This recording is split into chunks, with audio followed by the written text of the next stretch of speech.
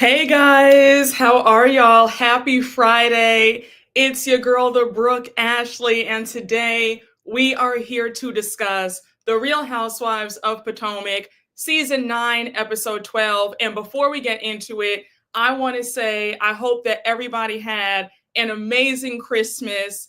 I know I did. Just was so good to be with friends and family. And y'all know, child, we ate down, honey. We had lobster mac and cheese on the menu. We had a full charcuterie spread. The Potomac girls could never, all right? If you guys follow me on social media on Instagram, Twitter, Bluesky, then you know that I was posting up the spread and the spread was spreading. But hey, y'all, I hope you guys had a great Christmas, a Merry Christmas. I'm happy that you guys are here in the chat. Let us get into it. And yes, I am back on Twitter because listen, y'all, you can say what you want, but Twitter is that girl, especially when it comes to information. As a content creator, I need to be on there. So I'm back on the same username, the Brooke Ash, at the Brooke Ash. So yes, but y'all, I have too much to say. Oh, we saw that spread, and I said, we know Brooke is going to eat down. Oh, yes, and did. Okay. I enjoyed myself thoroughly, and I will be back in my gym, okay, and Soul Cycle and Pilates to make up for it because I ate. Okay, y'all, come on in. I do want to just be really clear. If you are a Jazelle fan, let the record show that I have been very fair with Jazelle from the beginning of this season. I have given her her tens, I've given her her credit. She's been agreeable, she's been enjoyable for the most part. Is giving season 1 Jazelle, but I do have to read Jazelle down because that excuse that she gave to Wendy later on, I was floored. Disappointed but not surprised. But just know that I will have a lot to say about that. So if you are a diehard Jazelle fan, that's fine. But just know that I'm being objective as I can possibly be, and I'm not going to spare I'm not going to spare her or anybody else's feelings who likes her. Because Jazelle, I've been trying with you all season, but you really showed your slip. Hence why I named the title of this recap, Jazelle's slip is showing, because it surely did show. All right. Listen, the double standards are real, and that's why folks continue to use a certain word that starts with the C when it comes to you, because it makes no sense how you give grace to people who, I mean, not only do they do you wrong, but for them to bash your children, and then that article coming out saying that Mia was allegedly calling your daughters whores, and you begged production to blur that out. You and Mia begged production to edit all that out to protect your daughters and to protect Mia's image. We have a lot to say about that, because there's no way that somebody can say that about your daughters and you don't go upside their head. But you had smoke for Wendy and Candace over a look. But let me not jump ahead, y'all, okay? Let's just start from beginning, okay? With all that being said, we don't have a minute to spare. All right. And one more thing before we really get into things. I don't know if it's just me, but I can no longer look at Karen Huger the same. And it pains me to say that after the footage came out, you guys saw my video with Karen Huger. I mean, we saw everything. And Miss Mama's lied about this entire story of somebody running her off the road and a deer jumped out. It was all a lie. So, yes. So we open up the episode with it being the continuation of Karen's Love Lagoon party, right? Jacqueline arrives to Karen's house with 8 balloons.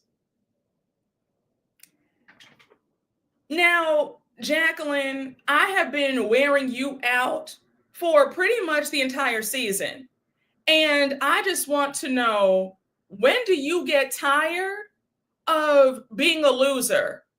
Because I don't care what anybody says. I will never show up anywhere uninvited. If you did not invite me, I will not be there. I'm not going to beg for an invitation. I'm not going to trespass on somebody's property to be there.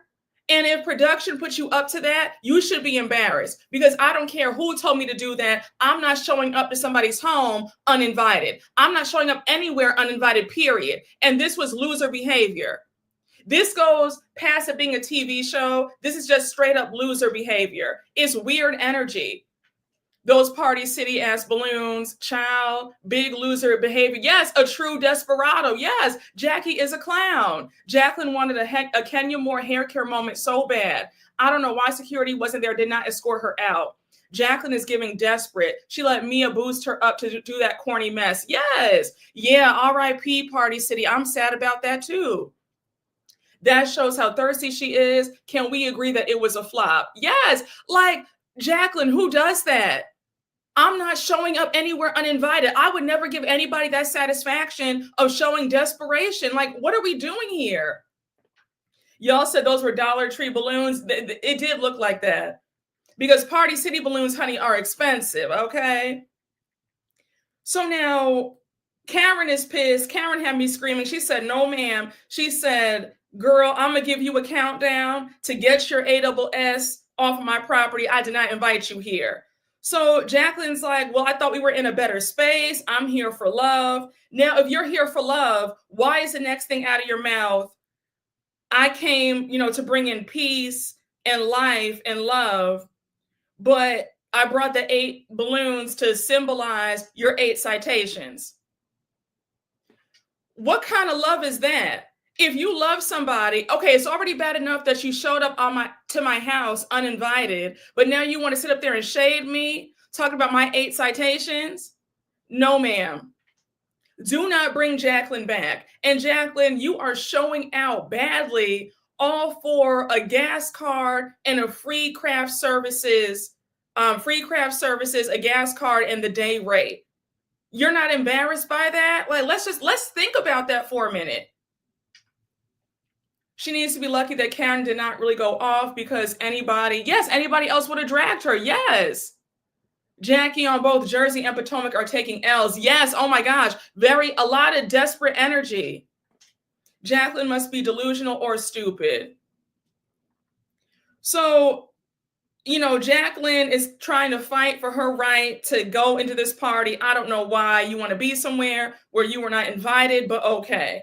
So you have Mia laughing in the background, and it's so obvious that Mia put her up to this. Bravo. I know y'all watch. We have a nice relationship. I'm cool with a lot of the producers. Humbly, from me and my subscribers, can you please, for season 10 of Potomac, we do not want Mia or Jacqueline back. Let this be their last season. Please, I know you watch. The next time I see you at the next Bravo event, I'm going to ask that you don't bring them back, because they don't bring anything to this show. They're both weird.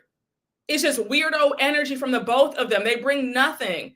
Mia with this stupid Jerry Springer storyline that nobody wants to see, exploiting her kids, calling other people's kids whores. We don't want that. This is not Bravo behavior. This is Zeus Network or Love and Hip Hop, like VH1. We don't want this. Yes, like, please. Bravo, I know that a few of y'all are in here. The next time I see a few of y'all at the next Bravo party, I'm going to ask you, please do not bring them back. I think that, yes, Jacqueline is the worst friend of the show. I couldn't stand Charisse, but I would take her over Jacqueline. Oh, I would take Charisse over Jacqueline any day. Listen, Mia and everything that comes with her can go. Yes, Mia is so weird to exploit her kids for a check. Deborah behavior. Yes, and please leave Ashley home too. Ciao. So now, I love how Wendy clocked it. No, Mia walks over to Jacqueline and Karen is annoyed. She's like, girl, I know it was you who set this whole thing up. So Karen's like, I want you off of my property. Please leave. So now Wendy walks over. No, Wendy says in her confessional, you can't be shady. And, you can't come and be shady. Like saying 8 citations, that's shady. So now you have Mia talking about Karen. She's coming from a place of love. And Karen said, Mia, get the F out of my face. No, she's not. So now Karen says, look, Jacqueline, you'll leave my house before I call 911. So now you have Jazelle in her confessional talking about, if you're going to crash somebody's party, come bearing gifts, and this was a nice gesture. Now Jazelle's only saying that because she didn't hear when Jacqueline made that shady comment about the 8 citations for the 8 balloons. So now Jazzy had me screaming. Jazzy says, I respect Karen for not kicking her out the minute after she saw her. She let her stay for at least 30 to 45 seconds. Now, can we talk about Jazzy for 2 seconds? I think that this is Jazzy's, like, the last time that we're going to see Jazzy for the remainder of the season. I think, because she's not on the cast trip, but I think it was this episode where production decided that they were not going to have Jazzy be full time. She would only remain as friend of the show. Now, I think it's kind of weird. You guys would pay for Jacqueline to go on the trip, but not Jazzy. I would low-key take Jazzy over Jacqueline, even though Jazzy gets on my nerves with this crazy ghetto mess that she's in, this struggle love situation that she's in with Darius, but okay. I mean, yeah, he may have a few dollars, but girl, you're sacrificing your dignity and your pride and self-esteem because he has some money. Just a mess. Mia's girlfriend brings in more drama. Oh, okay. I heard Jazzy lost her flu because she was chasing behind that man and they gave it to Kiarna. Child, I prefer Jazzy. Definitely prefer her over thirsty Jacqueline. I thought the same thing. Why is Jacqueline here and not Jazzy? That was weird to me. Child, you said he's not that cute. Wait, remember, that meme that's like, you're not that cute. Your hair is uneven. You look dusty. And he has 2 side babies too. A mess. So Ashley says, you can't come and shade Karen about her 8 citations. And now Kiarna had me screaming. She says, you're gonna come and not be invited and be shady. You don't even have on a Lagoon outfit. At least be sexy. Jacqueline, girl, bye. So we now cut back to Karen and Jacqueline going at it. And Karen says, I need her to go. So you have Ray escorting Jacqueline off. And when I tell you, Ray is such a gentleman, because you could tell he felt bad, because he's like, I'm sorry, but I have to do what my wife says. If she says that you can't come, then you can't come. And I said, Ray, I know that's right. Stand behind your wife. But he was also being very sweet to her. Now, mind you, Ray had his arm around Jacqueline's waist as he was walking her out. So Karen was like, Ray, take your hand from around her waist. I was screaming. Karen was not having it, honey. So now we see Mia and Jacqueline outside. They're out by the driveway. So Jacqueline says she has nothing but love and respect for Karen. And sometimes you have to do something extra, I guess, to make your point. Jacqueline, there's a difference between being extra and desperation. It's a real thin line. And you crossed over being extra. If somebody does not invite you to their event, you do not show up, period. I don't care what your reasoning is for it. You never show up. If you are not wanted there, let that rejection marinate and take it for what it is. Do not ever give anybody that satisfaction of letting them see you go out sad like that. I have too much pride to go anywhere where I am not wanted. If I did not receive the invite, I will be somewhere else. I'll be at home. But I would never let anybody get that sort of satisfaction seeing me grovel and beg to be somewhere where I was not supposed to be at. And Jacqueline, you're lucky that you're on a show Because I can assure you, had you done that in real life, it would have gone a different way. People don't play like that. And to show up to somebody's home, you don't do that. That's a violation. And Karen was like, Karen had me screaming in her confessional when she said, for you not to even have the dignity to come to the front, you're going to come through the back. Like, that's embarrassing. That's how desperate you are. Don't let Karen or anybody else get that satisfaction seeing you go out sad like that. Please. I said, absolutely not. Jacqueline was completely out of order. Exactly. Who goes where they're not invited? Yes, wacky Jackie is weird.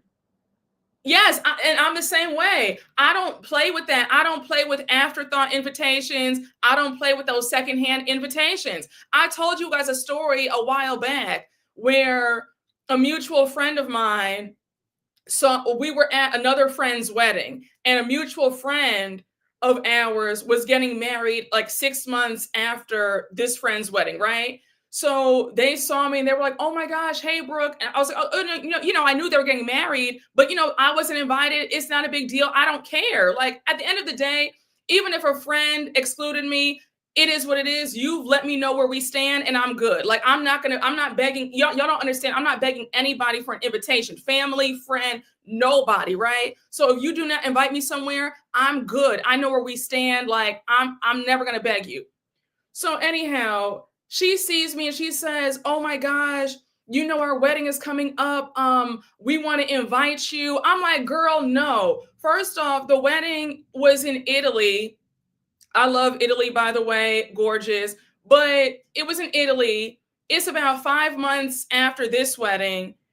The invitations for everybody else went out 9 months ago. So now you want to give me some secondhand invitation? Like, no. And like, the whole thing was just so no. And she had the nerve to be upset that I declined the invitation. I said, "Girl, I don't do secondhand invitations. I'm not doing second round, third round, honey. I'm a first draft pick. How dare you?" Like, what are we talking about here? It's just ridiculous. Wait a second. Wait, Ayana J. Yes, but I love how the viewers can see that Jacqueline was wrong. But when Candace wanted Sheila's daughter out of her house and she came back in anyway, she was made to look crazy for that.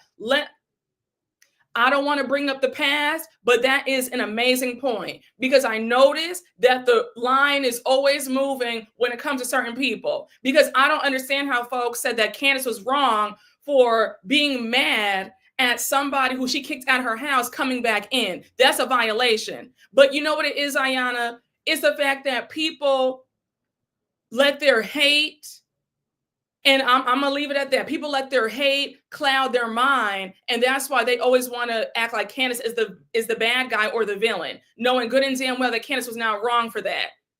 But thank you for bringing that up, because that is the absolute God's honest truth. Candace had every right to kick her out. But again, that's what happens when people are so hateful. They want to purposely misunderstand and turn a blind eye. They don't understand that, but they understand other stuff. Got it. But those are pure facts. Yes, child, exactly. Oh, it's that ism coming through again. Candace was supposedly wrong, but child, no, it's true. Everybody else can do what they want, say what they want, but Candace said anything, it's a problem. It's ridiculous. People didn't like Candace because they only accept being privileged in certain shades. I've said that time and time again. I have said that since the beginning, since season 5. You can go back and watch all my older Potomac recaps. I have been saying that people are mad because it's a darker skinned woman coming from a place of privilege. And they cannot accept that. That's the real reason why people have a lot of dislike for her. That's it, and that's all. And feel free to fight me about it in the comments. But going back to my original point, don't go anywhere that you're not invited. Do not accept last-minute invitations. Absolutely not. Absolutely not. Jacqueline, you should be embarrassed that you're out here on national TV trespassing to go to somebody's party when you were not invited. Stop being a weirdo. You have this loser energy at your big age. It needs to stop. So anyhow, Jacqueline says, we're not on her property. I'm on the street, so I can stand here. So Mia says, yeah, girl, you can. It's not even her property. She doesn't even own it. She's renting. So then she says, have several seats, Karen. Now, Mia, how are you trying to talk about somebody renting when you've been a renter your entire time on this show? We didn't forget how in season 7, you were renting that huge mansion for 65 grand a month. Remember that? Or 50 grand a month, whatever it was. But you were renting that, or no, it's 10 grand a month. You have put $65,000 in renovations for a rented home that you didn't even own. That's what that was. But Mia, you rented in season 6. Well, I think maybe you owned that penthouse. I don't know, in season 6 when you first joined the show. But from season 7, 8, and now, you've rented. So I don't know what all this shade is regarding she's a renter. And what about it, girl? Let's talk about where you are and what you have. Let's not talk about how Gordon lost all his money and you're paying for an almost 80-year-old man to live and eat, and you're paying his rent. Let's talk about that. And the girls dug up the records and they said that you're facing an eviction or something like that this year. You're behind on rent or whatever is going on. So not too much. It's been a whole bunch of stunts and shows with Mia since the beginning. And, and at the end of the day, Karen is the one paying that rent. So it is her property. And you need to get off of it. You are violating her. So all this talk about, oh, she's renting and she can't kick you out, all this stuff, girl, stop. It's at the end of the day, that's her home. That's where she lays her head. Oh my gosh. Oh my God. Mia and Jacqueline have got to go. Y'all don't understand. They are unbearable. I mean, it's past the point of insufferable. Mia doesn't even pay her bills, but she's worried about Karen renting. Exactly. Mia is a scammer and a liar. By the way, renting legally gives it the right. Exactly. It's just a mess. So she finally leaves. Jacqueline finally goes. And now we cut back to the party. Did anybody catch Ray flirting with those mermaids? He was like, oh, did anybody lose their tail? I said, oh, Ray. Now, Karen, it's no shade. But baby, after that body cam footage, it's looking like you might be in jail. And I can see Ray calling up those mermaids to keep him company while you're away in the big house. And again, girl, it's no shade, but Ray is looking like he has your replacements on the phone. Now, I do want to talk about this quickly. I'm not going to belabor the point, but does anybody have predictions about Karen and this reunion? We know that the reunion is being filmed January 9th. So that's the week after next. I want to know, what do you guys think? Do you think that she'll be at the reunion? Do you think she's going to skip it? Let me know. But there's a part of me that feels like she might skip it because she does not want to handle all the heat and the critiques and having to answer for all that she said and did. And also, we know that she lied about there being another car that ran her off the road. The deer running her off the road, that was all lied too. We saw with our own 2 eyes that she was good and drunk, and she's the reason why she crashed that car. I think she'll show up but deflect. She needs to skip it. Oh, okay, she might be a no-show. Skip it. I think she will skip. I think she'll be at the reunion. She will 100% skip it. That lady is not going to... I lost a spot. That lady's not showing up. It's still a legal matter. She needs to go to rehab. I believe Karen will skip the reunion and go to rehab instead. Your guess is as good as mine. She'll come to do PR. If she's smart, she'll fall on the sword and drop a tear or two. Yes, I think that is Karen's best move.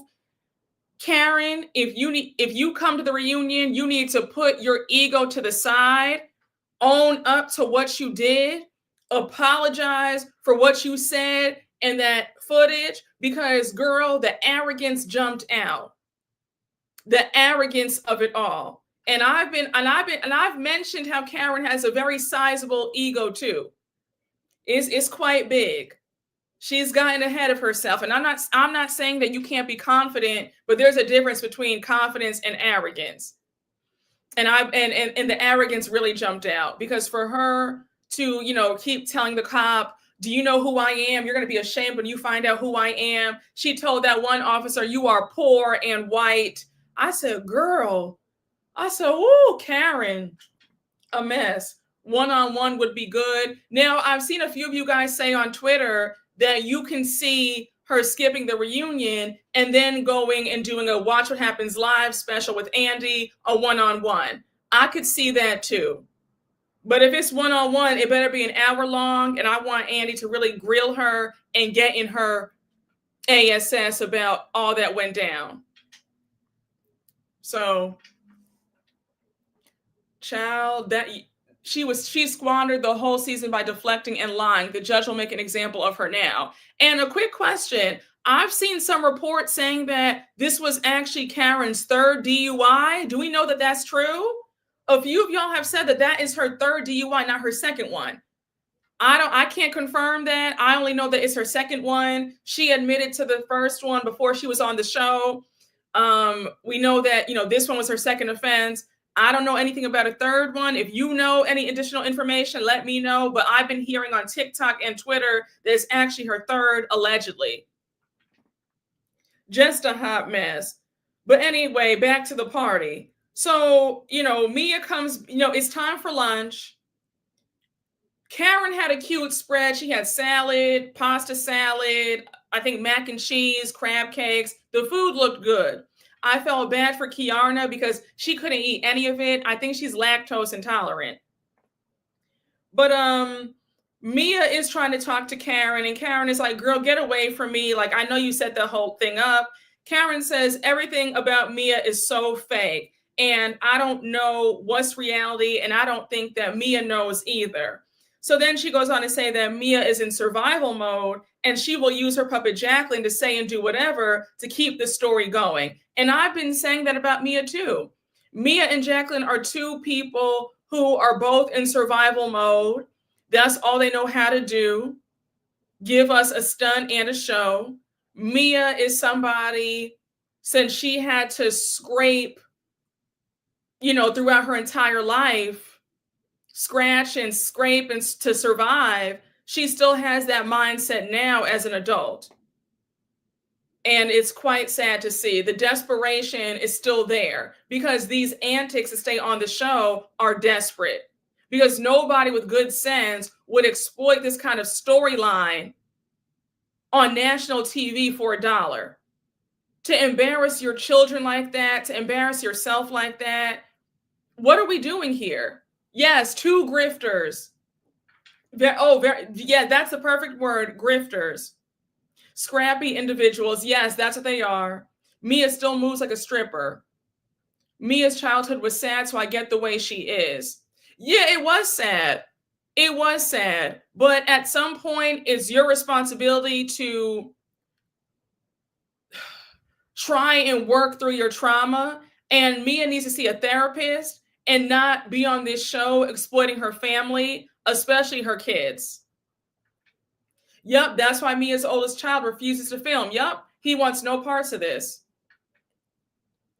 So now you have Mia saying that Karen lives in delusional Karen world. I said, baby, you guys both live in a delusional world. Karen's also delusional, but so are you. So, it's like pot calling kettle for you to say that. So they're all eating. Karen toasts to them all coming, and she throws some shade, and she says, wishing Jacqueline safe journeys back to her own home. I said, oh, girl, I love it. So now Ashley's asking Mia, how did Jacqueline feel when she left? So Mia says, oh, girl, she's fine. And now Stacy goes on to ask Mia if she knew that Jacqueline was coming. So we have Mia flat out lying. She's like, no, I had no idea, but she did mention that maybe she'd stop by because she was in the neighborhood. I'm pretty sure that Jacqueline does not live in Potomac. For all my DMV folks in the chat, would you mind letting me know, where does Jacqueline live? I'm pretty sure it's nowhere near Potomac. You want me to believe that she was just in the neighborhood? And Mia, you're not even a good liar. You can't even make it believable. Nobody believes you. We all know that you had a hand in Jacqueline coming. You set this whole thing up. You wanted a moment. The way you were laughing when Jacqueline came, let me know that you set this thing up. Like, what are we talking about here? It's just ridiculous. Jackie was Mike. They been knew she was coming. Exactly. It's just so it makes no sense how Mia will look you in your eye. Mia will look you in the whites of your eye, and she will tell you a bold-faced lie, and won't even blink, won't even flinch. So Mia says, I told her I wouldn't stop her from doing that. I said, yes, girl, because you set it up, and you want to play in our faces like we're stupid. So now Stacy caught it. Stacy says she came with 8 balloons, making reference to Karen's court case. And then she said that they signified Karen's 8 citations. That's not somebody coming in love. Now also, who randomly has 8 balloons if they're not going to crash the party? I would have more respect if Mia would just say, girl, I set the whole thing up. I wanted to be petty. I wanted to be messy. And I wanted her to come. And I told her to get the balloons. You want me to believe that she randomly came there with 8 balloons? She was just driving around all of Maryland with 8 balloons in her car? Like, what are we doing? Pathological liar. It's crazy. I don't know why Karen did not kick Mia out as well. Yes, I feel that way too. I do feel like Karen should have kicked Mia out, because I feel like if you bring somebody to my home who I did not invite, that's grounds for you to be gone too. I'm kicking you out and your uninvited guest. Don't play with me. I don't play with that. Do not come. If I did not invite a certain person, do not ever take it upon yourself to bring somebody that I did not invite to my home. I will kick you out. Y'all know I am very serious about certain things. I don't play with all that having any old body in your home. I don't. Mia should have been kicked out, because how dare you? And you want to lie to my face and tell me that you didn't set that thing up? No. So now, Jazelle says, hold on, I missed that. I didn't hear Jacqueline say that part about the citations. Now, Jazelle, I think it's funny because your messy self usually hears everything. So I don't know how you missed Jacqueline saying that whole that shady remark about the 8 citations for the 8 balloons for the 8 citations. You were right there when Jacqueline said that. So Jazelle says, oh, she was wrong for that. So now Karen says to Mia, Jacqueline and I have our own thing to go through. Mia, it's none of your effing business. So now it's time for dessert. It's a cute little ice cream sandwiches in the shapes of hearts. And Karen says, from my heart to yours. So, they all thank Karen for the invitation. And we close out the scene with Mia in the pool. She's stripping down, and now she's twerking in the pool for attention. Nothing to see here. We can just move right on along. But Wendy had me screaming. She said, oh my gosh, Mia is a nut. And I said, girl, she is a nut. She really is. Mia needs help. Potomac will never escape the colorism correlation. I'm just saying, I agree with you. I agree wholeheartedly. Yeah, so Jazelle was sitting right next to Mia, who was cackling like a clown, and you couldn't hear, but Mia did. Okay, yeah. She was in, okay, not in her bikini. I love a good Housewives antic, but let it be funny. A good chest move or something. Yes. Like Nene and Greg in the Roach costumes, Kenya and the drum line. Yes. Those were iconic stunts. Coming up to somebody's house uninvited. No, ma'am. I don't care who does that. That will never be cute in my book. No. Candace's commentary is missing from this season. I agree. Karen should have kicked Mia out along with Jacqueline and had that pool drained and cleaned after Mia was in it. So now we see it's 3 days later. Everybody's packing up for the trip. They're going to Panama. And now we see it's the day of the trip and everybody's at the airport. Ashley arrives first. We see that her new boyfriend, Josh, dropped her off. And Ashley says they've been spending a lot of time together and he wanted to drive her for one last kiss goodbye because he's going to miss her while she's away. Respectfully, Ashley, I don't care. And I'm happy if you found love, but we don't care, sis. We don't. Your storylines have grown tired. None of us are interested. And if you think that this new budding romance is going to keep you on the show, please think again, because again, we're out of F's to give. You should have been gone when Michael had been accused of that butt grab in season 4. You should have been long gone. You have stayed on this show 5 seasons too long. You have overstayed your welcome, sis. And now these new tricks about you and this new man, respectfully, girl, we don't care. Yep, this can be Ashley's farewell season. Too little, too late. Yep, great gowns, beautiful gowns. We truly don't give a damn. Exactly. Oh my gosh. Ashley was good seasons 1 through 3. Yes. When she was an equal opportunity menace, as soon as she became a minion, it was over. Let her have some fun. Yes, she can have her fun, but just not on this show. Respectfully.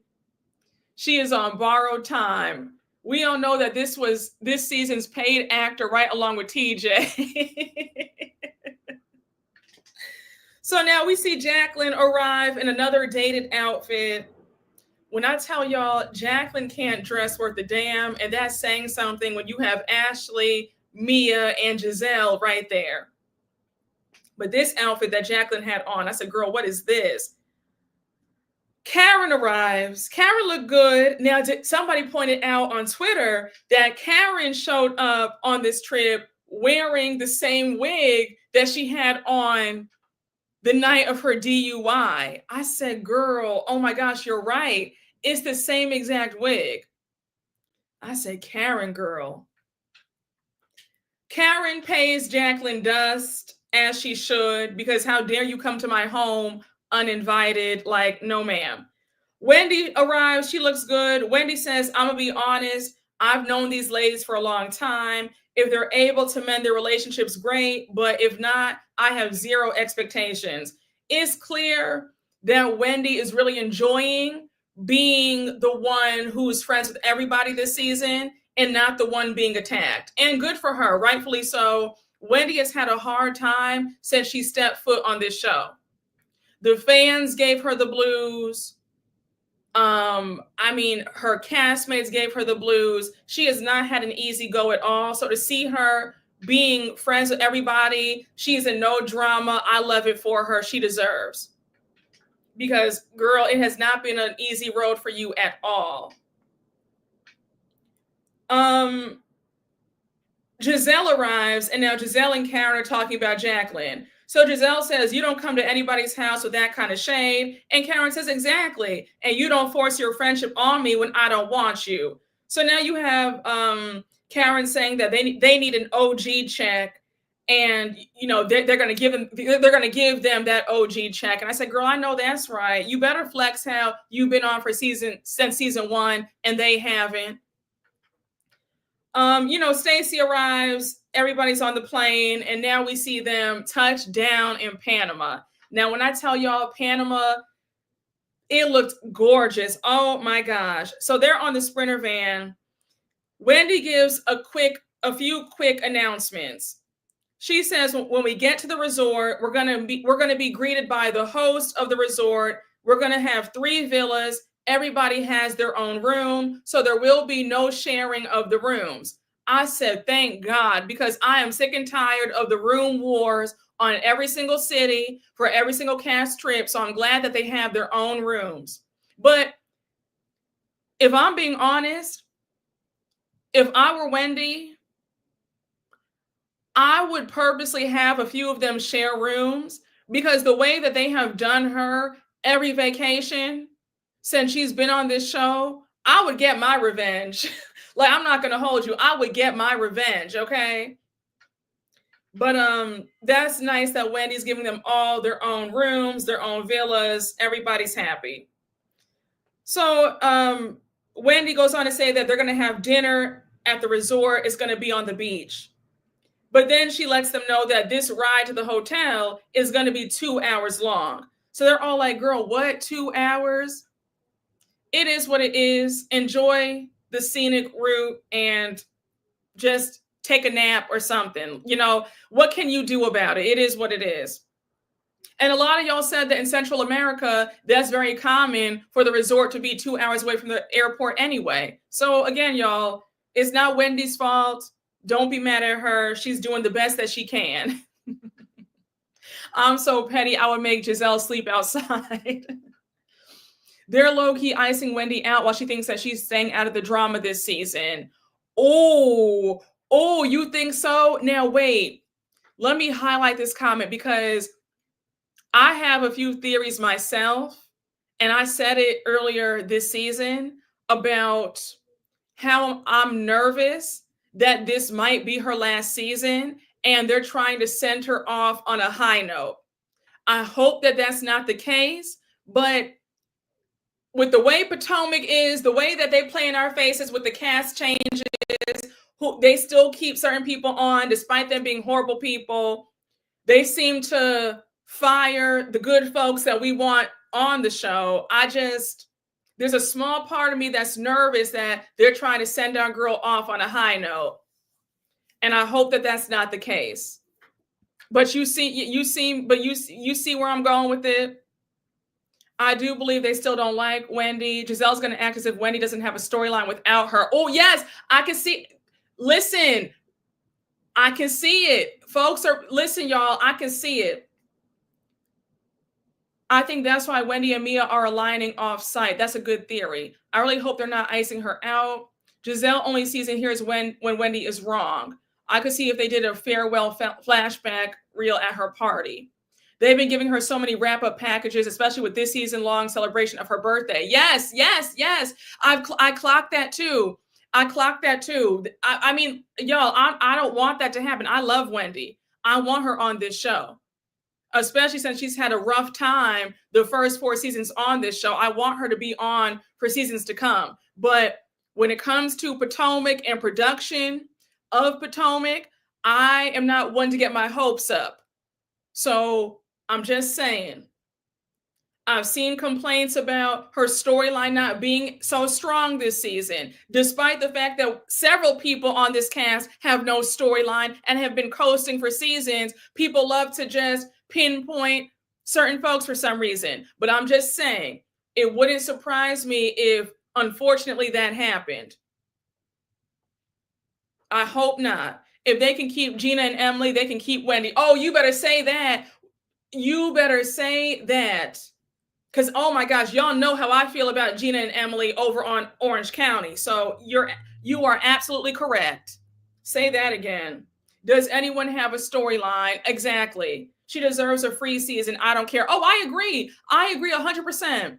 None of them have storylines. Nobody on this cast has a real storyline. Very true. But let me not get off topic, but a really great point that you brought up, and I could kind of see that too. I could see it. So they're on the Sprinter van, and it's 2 hours long. Stacy goes on to ask Karen if Karen was happy with her Love Lagoon event. So Karen's like, girl, it was cute. It was lots of love. And now Stacy goes on to ask Ashley, what did Ashley mean when she said that she has her spidey senses up about TJ? So Ashley says, honestly, Stacy, it's no shade to you, but I just don't see the chemistry that you and TJ have. And Ashley, I hate to give you your props, but girl, I will never deny when you're right. You are 110% correct. There is no chemistry between Stacy and TJ, and they're both trolling us. So Kiarna says, well, I thought he stepped it up a bit. And then Stacy says that Kiarna was making fun of them because they had a Christian kiss. We see the flashback at Karen's party, and TJ gave her the weakest kiss I have ever seen. He had his eyes open. I said, girl, what? I said, Stacy, what are we doing here? What are we doing here? Why are you playing in our faces like this? This man does not want you. You know, child. And Stacy, I'm about to get on you because this is how I knew that you've been playing us the whole time and that your storyline is not real. And I lost a bit of respect for you because I really like you a lot. I think that you're funny, but this right here showed me that you are playing around, and I don't appreciate that. Because Karen brings up, oh, no, Stacy says, I've made it clear that I think he's wonderful, but I'm not in a position to have a romantic relationship with another man at this time until I can process and get through this divorce.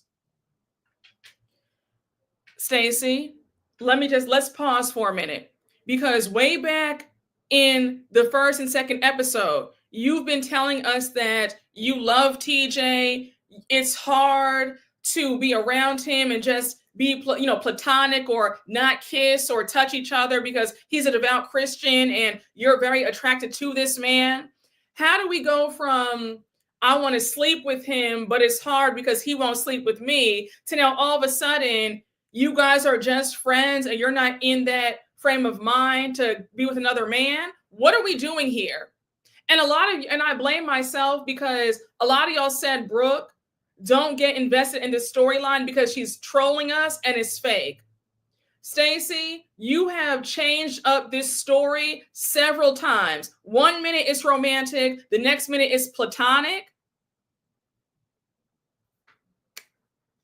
And a lot of y'all gave me the tea about why they had to cut out Wendy's party. The real reason why we didn't see Wendy's party being shown was because Stacy, I guess, was playing around with that storyline at the party, and she was begging production to cut it all out because she did not want certain things to be shown because it was proven that she's been lying about this whole arrangement between her and TJ. I'm just too through. But Stacy, your slip is officially showing, and this storyline is a farce. That relationship is staged. It is. You have too much hope in Stacy. You said that she doesn't know what she wants right now. No, she's lying. She's lying for a storyline. I'm not going to lie. I never took their relationship story seriously. Who is Stacy attached to get on the show? I think it was Karen. Karen brought her on the show. How can a devout man be? How devout can he be and dating a married woman? I don't even watch. I know it's fake. Exactly. TJ is an actor. And let me just say this before I forget. In regards to TJ, can we do the math here? TJ, why are you lying saying that you're 41? 41 in dog years? Because that clip has resurfaced of when you were on Sister Sister in 1999, and you were already 25, 26 then. You look like you were 30. In 1999, I was 9 years old. So you're saying that you're 7 years older than I am? Not in this lifetime or the next. You were a grown-ass man in 1999. You are at least out. The youngest you are is 52, 53. That's the youngest that you can be. But for you to sit up here and lie and say that you're 41, absolutely not. And if you are, stop. That and don't even say that. That's a hard 41. Like, what are we talking about here? They've just been lying since they got on this show. I'm 41, baby. TJ is 51, 61. Yeah, he's not 41. That man, like, what are we talking about? I was 9 years old. That man was a grown man in that Sister Sister episode. You're telling me he was 16 He was 16 in 1999. He was already 30 years old. Stop. There's no way that TJ is a year older than Wendy. Exactly. We were all kids in 1999, and this man was only 16 years old. Stop.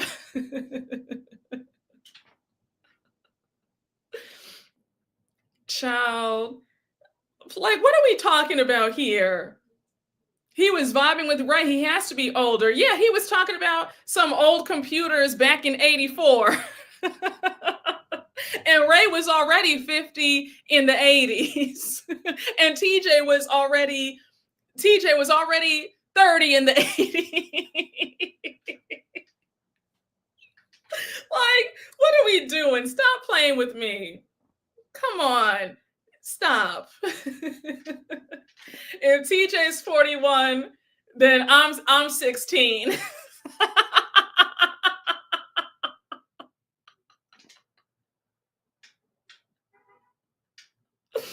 Oh, you said still paying for AOL. You guys are so funny. Not AOL. TJ got an AOL account somewhere. Stacy claims to be only 38. Really? I could see it, but I don't know. Stacy, the way Stacy acts, she kind of acts older. So maybe she is 38, but she just acts kind of older or a little bit out of touch. I don't know.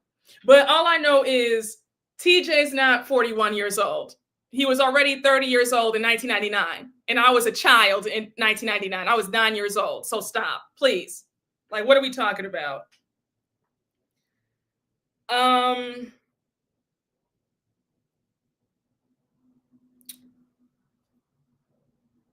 So I didn't mean to get off topic, y'all, but I just had to throw that in there. So Karen says, look, I'm coming from a good place, but I'm not sure that TJ wants to be in a relationship with you. And that's only because I got that impression from him at my party. So Karen says, it's not that we're not happy for you. We're just receiving mixed messages. Now, Karen did not say anything wrong. She's telling the truth. Based on everybody's observations, TJ does not seem interested. So you have Stacy saying, I feel like we're moving from concern to ridicule. They need to worry about their men or the lack thereof. Stacy, I hate to break it to you, but you don't have a man either. You're trying to throw shade about the lack thereof of their men, but baby, you're in the same boat. If you're claiming a grown man who is joking about having sex or having relations with his Bugs Bunny stuffed animal on his bed, you have bigger fish to fry. But girl, it's not a flex to say, oh, well, you don't have a man. You're not, that's not a read to say you don't have a man. That's only a read to pick-me's and desperados. But for the rest of us, that's not a read. And we'd rather be single and mingling than be with a TJ. I'm going to just say that. But girl, stop. You have a piece of a man. And I won't even say that. You have a small piece because that man won't even take you out on a date. He's serving you up free, a frozen pizza out of your freezer and a 25-cent hug drink from the corner store. And you want to talk about, oh, they don't have a man? Stop. We're like an hour into the ride. The ladies are sleeping. And now the last 15 minutes of the ride, Mia says that before we get to the resort, I just want to say I'm proud of you ladies. We're all going through divorces and we're all in this together. We can just skip through this conversation because I don't care to listen to anything that Mia has to say. Also, Ashley talking about how much she likes Josh. I don't care. So we can just move right on along. But I did think it was funny how Wendy kept saying, girl, not Jack Harlow. Like, you could do so much better. Wendy, let Ashley enjoy Josh. Josh is a step up from Michael. She was married to an that old crypt keeper who was damn near 70 years old and a predator and a cheater.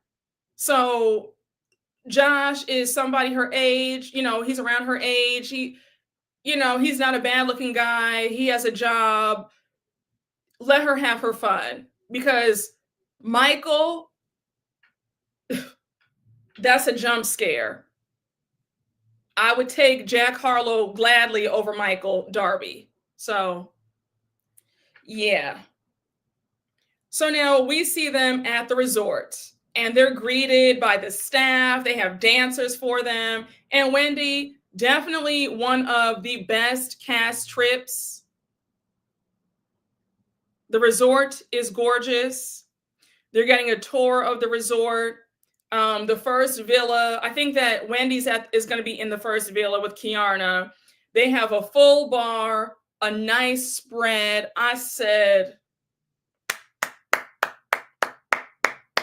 thank the good Lord in heaven, because I don't know what it is about Potomac, but it is very few and far between where we see a good spread on this cast. So to see them being welcomed with a nice spread, they have charcuterie, champagne, fruit platter. I mean, I just said, oh, thank God.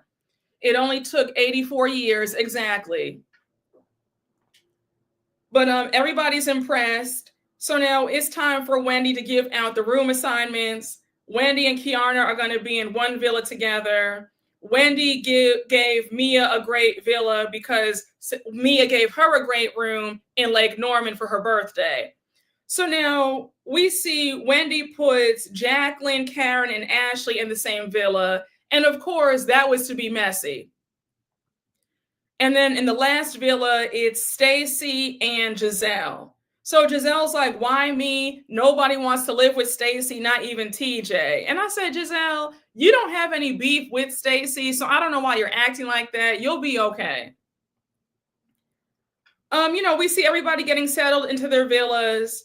And it was funny because Karen is in the villa with Ashley and Jacqueline. And Karen said, I'll take the room upstairs to put some distance between me and Jacqueline. Jacqueline, I'm sure that you want the same too. Wendy kills me being up Mia's behind after everything. Listen, if Wendy likes it, I love it. If Wendy has been able to get over what Mia did to her in season 7, who are we to be angrier about it than Wendy is? Like, I totally understand where you're coming from, because I feel that way too. But at the end of the day, we can't be angrier about it than Wendy. Wendy is the one who lived through that. She dealt with that assault and that embarrassment on national TV. She had to experience it and then watch it over and over again on TV. If she's been able to forgive Mia, then so be it. You know what I'm saying? So I think that one of y'all made a great point, how Wendy is very forgiving, but a lot of it has to do with her being strategic. She wants to stay on this show. And a part of staying on the show is having to bypass when people wrong you. And that sucks. But that's a part of it. Like, if she's on an island by herself, she'll be off the show. So I think that a big part of it is she does want to be friends with Mia. And then I also feel like Wendy also wants to stay on the show, because she knows that if she's on the outs with everybody, then nobody will film with her. The same people complaining about Wendy being cordial with Mia are the same ones complaining about people not moving forward on these shows. You're right. No, you're right. You are absolutely correct. When you're right, you are right. You're right. You are correct with that, because you're right. We can't have it both ways. We either want folks to hold grudges and not move on, or you want folks to get over things and be able to be cordial for the sake of the show. You're right. And again, like I said, if Wendy has forgiven Mia, who are any of us to still hold that grudge? We have to realize that everybody's different, and because we would have knocked Mia out for doing what she did in season 7, Wendy's just not the same, you know? So it is what it is. I think she can be cordial and forgiving, but all this. I understand. Yes, I get what you're saying. You know what? I think, again, I think that Wendy really does want to be friends with some of these ladies, like outside of the show. She, I think that there is a part of her that's always wanted to be in the group. And that's not saying that out of shade or, trying to diminish her, but I do believe that Wendy at her core does want to be friends with these women off the show as well. And I do think that there is a level of, I don't want to say kissing up, but there is a level of her trying to go a bit overboard, trying to be friends and get in their good graces.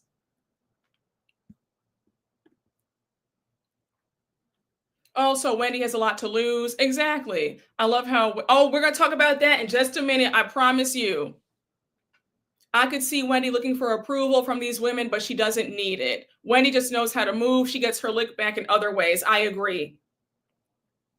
Oh, I wanted to, Jessica Jamer, thank you for the super chat. Just want to wish Brooke a happy new year. Nothing but positivity, growth, and opportunity for you in 2025. Thank you so much. I'm wishing you a very happy and blessed and abundant new year as well. Thank you so much for the super chat.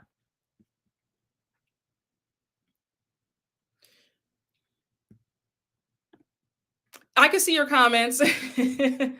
You're not, if you were blocked, you wouldn't even be in the chat. Don't worry. I don't think the mods have blocked you. We have the mods here. So now it's time for dinner, and before they get seated, they have dancers for them. We see one man is dressed up like Robin Hood. Another another dancer was dressed as like a YMCA, like a construction worker. So they're all like, being silly, just dancing with them. Mia's attitude was weird to me because she said, "I'm not dancing with Robin Hood in tights." I was like, girl, what? Like, what? Like, just have fun. You're here, celebrate the culture, stop being weird. So now we have somebody come out in a devil costume, and Mia's like, it's on brand for Karen. It's not her first rodeo with the devil. I said, Mia, you trying to throw shade, girl. It's not landing. Because so much could be said about you. The way you've acted on this show is quite devilish. And not to keep bringing up the past, but the way you treated Candace when you first came on the show, the way you treated Wendy, don't say anything about somebody else is with the devil. Girl, stop. The way you're exploiting your kids for a storyline this season, what do you call that? I'll wait. Oh, I can't. Oh, I just, oh my gosh, Mia drives me insane. So now, they're done dancing and now they sit down for dinner. So now we see Victor, the general manager, come out to greet them. And Wendy's asking about the gentleman in the red outfit. She's like, who is he? So Victor says that he's the devil. And now Wendy's like, well, what's his energy like? And you could tell that the general manager was not here for all these questions. He said, girl, it's just a dance. It's a fun thing that we do. It's not that deep. Like, let's bring out the food. So now, so now Jazelle says that he gravitated towards Karen, and Karen says, yes, he did, because he knows that darkness is upon me. So we all know that she's throwing shade towards Jacqueline. So now Jacqueline's like, well, how am I the darkness? And Jazelle jumps in and says, Jacqueline, may I say something to you? For you to come to her house, bringing 8 heart-shaped balloons, symbolizing 8 citations, that's really effed up in a major way. Jazelle, you're right message, wrong messenger. Because we can go down the list of all the effed up things that you've done. And we wouldn't have enough time in this recap if I went through everything that you've done to people throughout the years. So I don't know if you're the right person to talk about what's effed up or not. I think you should sit there, enjoy your margarita, and just eat your food, in my humble opinion. So now, Ashley, now Ashley, I have to give you your 10s once again, because Miss Mamas, when you're right, you're right. Ashley says, now I think that Jazelle has amnesia, because does she not remember when we trespassed and we brought a pizza to Karen's home back in season 2? Remember when Karen and Ray moved to Great Falls, Virginia, and all the ladies were joking about how they're broke and they moved out of Potomac because they're poor and have money problems? Remember that? And they went and dressed up as pizza delivery guys and went to Karen's new rented home. That was also a violation too. And I love how Ashley clocked it, like, Jazelle, now I love you and all, girl, but again, let's not act like we haven't done the same thing too, because we definitely did trespass on her property years ago. Hey, Bonnie Scotch, how are you? Yes. Oh, thank you so much. A heart to one of the best. Thank you so much for the super chat. Thank you for being here. How are you doing? I'm happy to have you. Come on in the room, honey. Yes. We have some icons in the building. But yes, Ashley clocked that, as she should have. Because when I tell you, Jazelle, you're not the right person to speak on somebody doing effed up stuff. So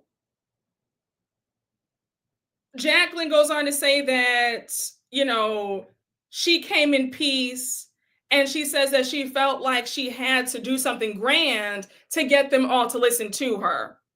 So now she says, deep down, me and Karen have a bond and a friendship. Karen's facial expressions took me all the way out. She was looking at her like, girl, what? Like, stop playing. So now Karen says, well, that's not how it was received.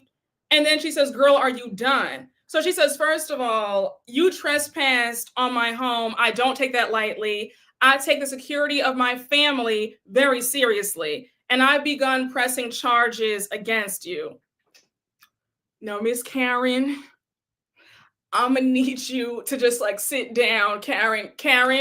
Karen, this part aged quite poorly.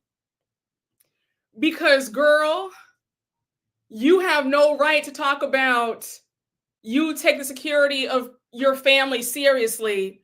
You didn't even take the security of yourself seriously when you got on that road drunk. You got behind that wheel 3 sheets to the wind. Karen was shit-faced. Let's call a spade a spade. Karen was good and drunk. If she had blown into a breathalyzer, that probably would have been triple the alcohol limit. You didn't care about anybody else's families when you got on that road drunk. You could have killed yourself or somebody else. And what kills me, Karen, is while this was filmed, you were saying this, banking on the fact that we would have never seen the footage. And the fact that you're saying this with so much pride, knowing that you were good and drunk and lying about it to everybody, that's what really kills me. Yes, Jacqueline is as wrong as 2 left shoes, but at the end of the day, I have to give you a side eye, Karen, because how dare you chastise anybody and talk about pressing charges when you got on that road all messed up and lied about it because you've become very arrogant. But Miss Mamas, this did not age well. This did not age well at all. And you crashed your car into that tree so hard that your car caught on fire and blew up. That Maserati is gone. Karen, it's no shade. While I can't stand Jacqueline, you have no room to talk about anybody and pressing charges and the security of your family and your well-being, because you did not care. You did not take anybody else's well-being into consideration at all. A mess. Just a hot ass mess. They're all staring at Karen like, girl, you're doing a lot now. So Karen says, whatever your intentions were, they failed miserably. And then she says, and secondly, releasing balloons is illegal. One thing about it, Wendy is going to always cackle when something is funny. Wendy starts screaming. And now Mia, you have Mia talking about, Karen, what are you talking about? You did that to celebrate the life of your parents back in the day. Now, Mia, that's how I know that you've been a super fan of this show. Because for you to bring that up, girl, you weren't even on the show when Karen's parents died. That was in 2018. That was season 3. You came on the show in season 6. So why even bring that up, girl? Like, it's very weird behavior. Very weird behavior. Hey, Mel Penn, thank you for the super chat. Oh, you said... You said Karen has, oh, is that, you're saying Karen? Karen has always been a fraud? She has been a fraud. She has been a fraud. No, I know you meant to say Karen. I know you meant to say Karen. Yes. No, Karen has always been fraudulent, but we've let Karen slide because Karen will give you a cute one-liner. But Karen has always been very fraudulent. Be very clear about that. But Miss Mia, girl, you've always given super fan because, girl, why bring that up about how Karen did that when her parents died? You weren't on the show then. That happened in 2018 and you came on the show in 2021. So stop. We let Karen rock because she's funny, but she needs to be clocked. Yes. No, we've let Karen slide on a lot of stuff. We've let Karen slide on a lot. She'll give you a cute confessional, some cute, a cute read every now and again. She'll give you a cute moment, but Karen needs to be clocked for her behavior. Absolutely. I don't get how people can villainize Karen for her DUI situation, but have sympathy for Shannon's DUI. No. Let's clear that up right now. Y'all know I watch Real Housewives of Orange County. I have been a day one watcher. I love OC. OC does not get their propers. I put a lot of y'all on to OC. She's that girl. The difference between Shannon's DUI and Karen's DUI, Shannon took full accountability. Shannon got on this screen and she told us in the first minute of the first episode this season, season 18, Shannon said, I effed up. I made the dumbest mistake. I crashed my car. I did that. Face was all bloody. I take full ownership. I feel horrible. She pled guilty. She did her probation. She did community service. Baby got the breathalyzer installed in her car. Shannon showed 100% ownership, accountability. There were no excuses to be had. She had her castmates calling her a drunk to her face. Shannon took her licks. Shannon Storms Bedore took her licks. Karen has lied, and lied some more. Karen got on this camera and said that a deer jumped out, ran her off the road. Then it was somebody else ran her off the road. Then she said it was an accident. Then she's been saying, well, I can't talk about this. It's a legal situation. Karen has shown no remorse whatsoever. That is the difference. Shannon took her L. She took her licks like a woman.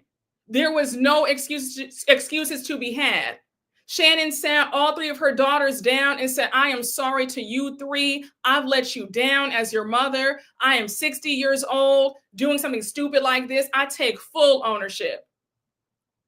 Full ownership. Karen has done none of that. So that's why people are clocking Karen, and that's why we have all forgiven Shannon, because Shannon owned up to all of it. Apologized, took her licks, kept taking her licks, and now she's good. Karen has been arrogant. Karen thought that she would get the video footage thrown out because back during Halloween, Karen had appealed to get the body cam footage thrown out of court, and the judge denied it. Karen thought that this little stunt that she was doing was going to for some reason, get her out of going to trial. And her plan failed miserably. And we see in the body cam footage, she kept repeating, "Do you know who I am? I'm the Grand Dame." Like somebody gives a damn about that. But Karen's arrogance is the reason why people are upset. Shannon has not been arrogant about anything. That's why Shannon is, everybody's moved on, because there's been full accountability. Hey, Linda Marshall, thank you for the super chat. Clock that T. Yes, I have to clock it today, because I've seen folks try to say, "Oh no, y'all are so like." I've heard people say, it's racism, or y'all just are always catering to the white Bravo celebrities. No, it's not about Shannon being white and Karen being black. It's about one took accountability and the other one did not. If Karen did what Shannon did, we'd be like, "Okay, girl, you know what? It's all right. We all make mistakes. Baby, we forgive you." But Karen has done none of that. There has been none of that. If Karen would just humble herself, get her head out of her ass for 5 seconds, she would fare a lot better. Karen, if you're watching, I really hope that if you do show up to this reunion, I hope that you give us the performance of your life. You better break down in tears, apologize for everything, and I promise you can turn this all around. But if you go to that reunion fooling and acting like, "Oh, nobody's going to check you about anything," then you might as well stay home. I'm just saying. How long are we going to hold this against Karen? It's not about holding it against Karen. We just want Karen to own up to it. Because think about it, though. Think about it. So many people have lost loved ones because of drunk drivers. When I did the breaking news video last week with Karen and the body cam footage, I had several subscribers telling me stories in the comments about how they lost a brother, they lost a mom, they lost a parent, they lost a sibling, a child to somebody driving on that road drunk. Karen is too damn old. And the same way that we want to hold Jazelle and Ashley accountable, we still talk about Michael Darby and what he did, and we haven't even seen that man in 3 seasons. Karen is not exempt just because she's a fan favorite and the OG of the show. Karen needs to own up to what she's done, and that will be that. And also, she's 61 years old. That's a bit too old to still be making the same mistakes. And the way she totaled her car, she could have killed herself. She could have killed somebody else. And that will be a lot worse than people being upset with her. So I feel like Karen, for her own sake and her sanity, she needs to own up, take ownership, apologize, and vow to never do this again. Karen is barely getting dragged. If it was a darker castmate, they would be dragged to hell. Child. Too old to be so immature. Having one DUI is shameful enough, but multiple is absolute. Yes, it is true. And you know what it is? It's the fact that Karen lied about all this. Karen said that she was innocent and that the truth would come out. That's what makes this worse. Karen has gotten off easy, because I've seen a lot of folks on Twitter and TikTok talk about, "Oh, I still love the Grand Dame." Karen will be okay. Karen will be okay. Okay? Listen, y'all, my Beverly Hills, y'all who watch me from my Beverly Hills recaps, y'all are upset with me about my Garcelle takes this season. And am I sitting up there crying about it? Y'all have been low-key whacking me in my own comment section of my videos. Like, baby, anybody can get whacked. but not too much, though. Not too much on my channel, though. But you know what I'm saying. The point of the matter is, nobody's exempt. Okay? And this is her second DUI at her big age of 61. And she could have taken her life or somebody else's life. And she lied about it. And then tried to gaslight the girls. And yes, yeah, exactly.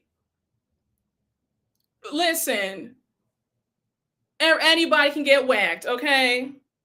Baby, listen, child, I have tussled with folks in my own comment section. Season 5, we can go back to season 5, my old recaps of Potomac. when I was on Candace's side about versus her and Monique, I was like, Monique is dead ass wrong. Baby, the way y'all rallied around Monique and you were whacking me, called me everything but a child of God. Karen is not exempt from being whacked over a stupid decision that could have altered her life and somebody else's life.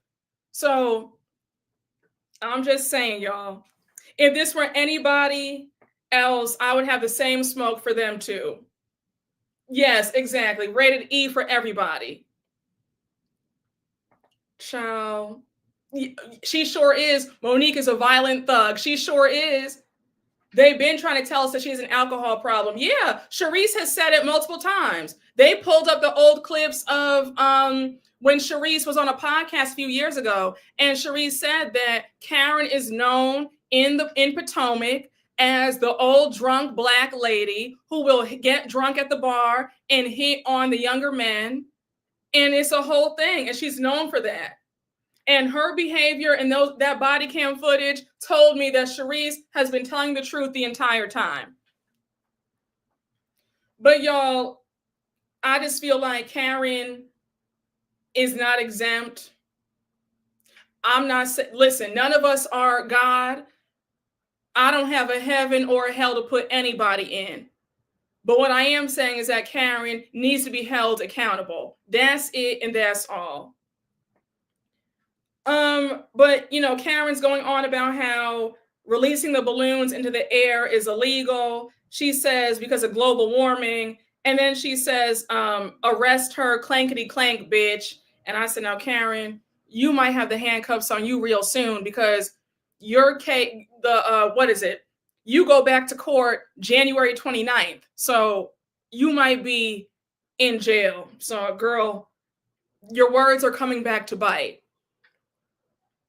So now they're all laughing at Karen. Wendy says, I had no idea that Karen worked for the Environmental Protection Agency. And even Jazelle says, Karen, this is a stretch. Worry about the court case that you've got. So now Karen goes on to tell Jacqueline that Jacqueline could have texted her, but she came to stunt. And then she says, and by the way, the charges against you are pending. Baby, they keep going back and forth about this. And now we have Jacqueline apologizing. And she says, look, I'm sorry for showing up and trespassing, but I will not apologize for the message because it was a positive message. Karen's not trying to hear it. Now you have Jacqueline saying, I don't want to talk about it anymore. I know how much you hate me. And Karen interrupts and says, look, at the end of the day, it's about my family, and my family's safety comes first. Again, Karen, I got to whack you for that. Your family's safety does not come first. Your own safety does not come first because you got behind that wheel intoxicated and almost killed yourself. So, not too much. Now we have Stacy asking, how did Jacqueline even know where Karen lived? So Jazelle says she didn't know. Mia gave it to her. So now Mia denies it. And Karen says, girl, of course you did, because you had Jacqueline come to my home. So now you have Karen saying, you have Jazelle saying, Mia, why did you put your friend up to it? And of course, Mia is trying to lie. And we all know that it was a plan that Mia set up to bring us the BS. Now, we have Jazelle versus Mia, and I want us all to really get into it because I have so many things to say about this.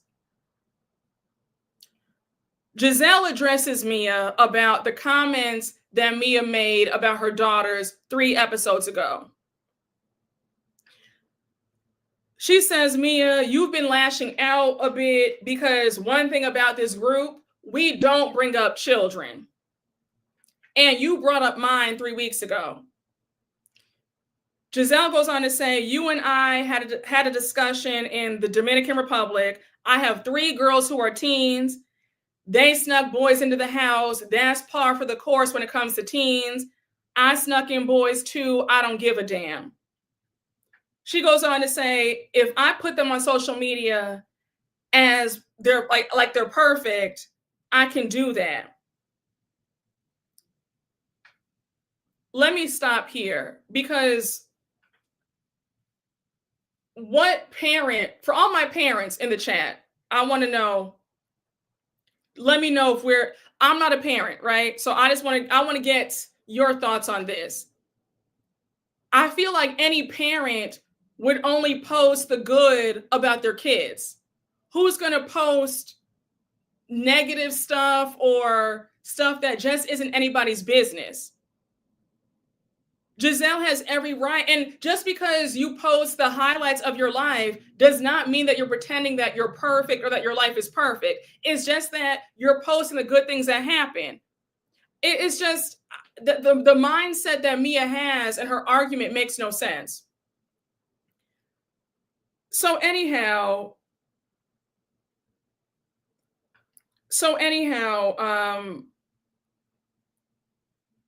Jazelle says, I wasn't going to address Mia at Karen's party because it wasn't the time or the place.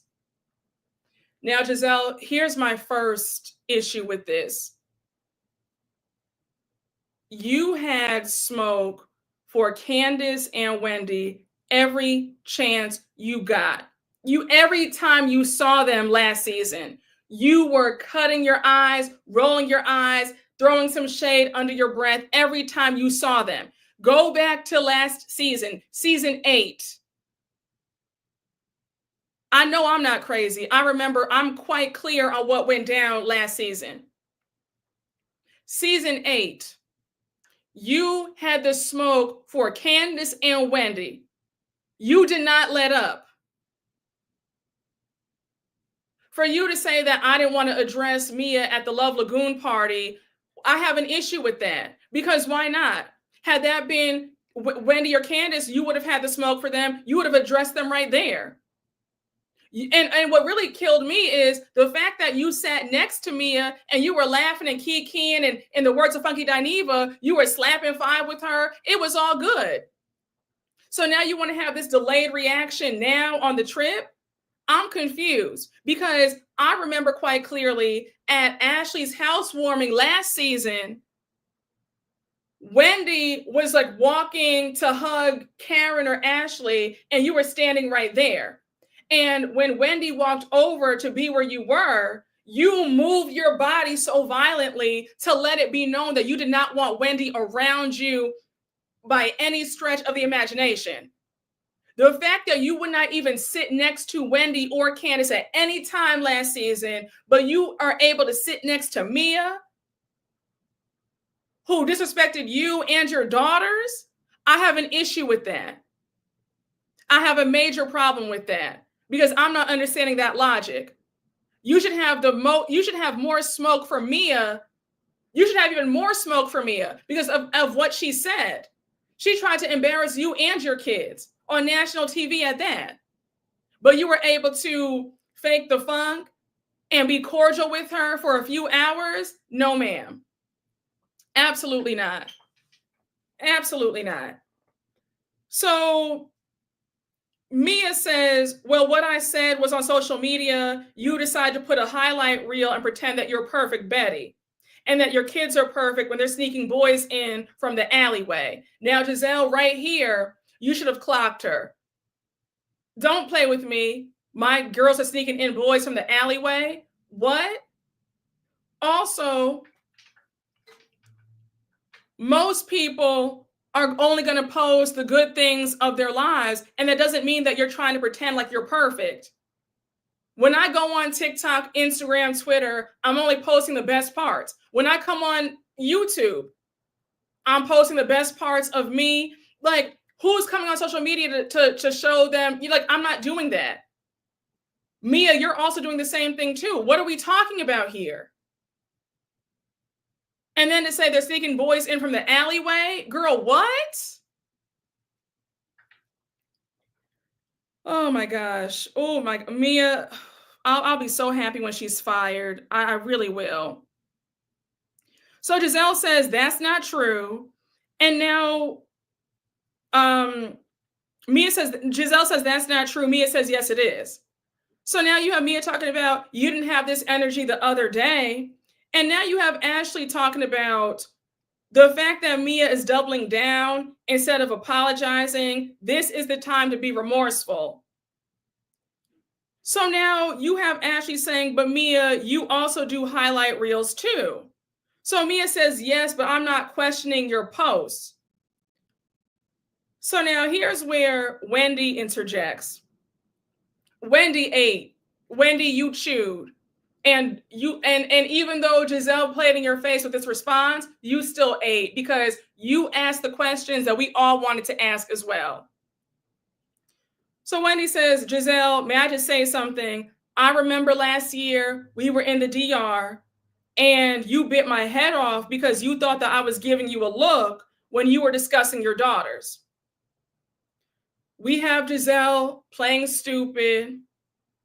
And Jazelle says, what we're not about to do is compare the two because last year we weren't speaking and Mia is a friend of mine. Now, hold on. For all my parents in the chat, let me know. Talk to me quickly. Wouldn't it be worse if a friend spoke poorly about your daughters? Wouldn't you have more smoke for a friend? Because let's be real. If an enemy takes a low blow and speaks against you or your child, you can low-key expect that, right? Because that's an enemy. You should have more anger towards a friend to talk poorly about your child. I like to believe that I'm of sound mind and sound reasoning, but I'm just very confused as to this whole argument. Also, it was reported by several blogs, the Jasmine brand, TV Deets, they're saying that in this conversation, Mia called your daughters whores several times. And the fact that you didn't curse Mia clean out is beyond me. Jazelle, this is why people have branded you a certain word. This is why. Because I'm confused as to why you don't have the smoke for Mia. You had so much hate in your heart for Wendy and Candace. And let's be so for real. Wendy and Candace did not even say anything bad about your daughters. They love your kids. Candace has said repeatedly, I will always love Gizelle's daughters. I just don't like Jazelle and how evil she is, but I love her daughters. She has always said that. So for you to act like they were, giving a dirty look about your girls, you knew good and damn well that that was a reach. That did not happen. And the fact that you crucified them both for that, but you are letting Mia slide because that's your friend? And since when is Mia your friend?